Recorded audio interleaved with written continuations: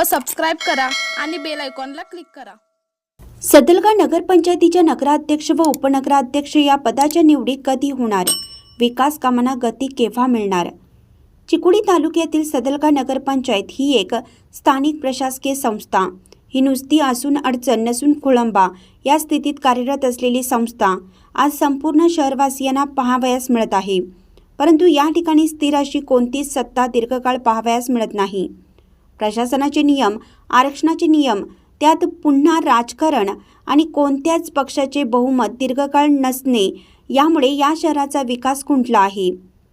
या नगरपंचायतीला आरक्षणामुळे गेल्या अनेक दिवसापासून अध्यक्ष उपाध्यक्ष निवड नाही।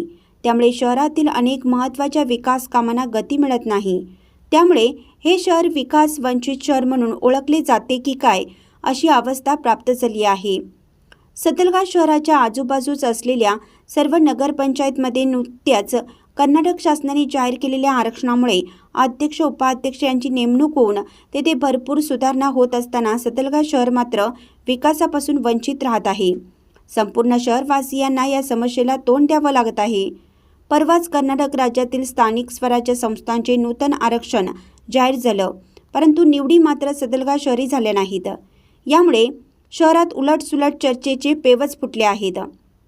आता सध्या मुख्याधिकारी कार्यरत असून त्यांच्यावर कामाचा अतिरिक्त ताण पडत असून बरेच निर्णय हे प्रलंबित राहत आहेत। शहरातील पावसाने खराब झालेले रस्ते, गटारी, बसस्थानक, दूरदर्शा, सोमवार पेठ ते हनुमान मंदिर या मुख्य शहरातील रस्त्यांची दुरावस्था झाली असून त्याचप्रमाणे पाणीपुरवठा यामध्ये विस्कळीतपणा असून हंगामी व स्वच्छता कर्मचारी यांचे पगार, विद्युत खांबावरील बल्ब, गटारीसाठी डास प्रतिबंधक फवारणी अशा बाबी काही अंशी उपेक्षित असून त्या पूर्ण करण्यासाठी परिपूर्ण कार्यक्षम कार्यप्रणाली कार्यरत असली पाहिजे।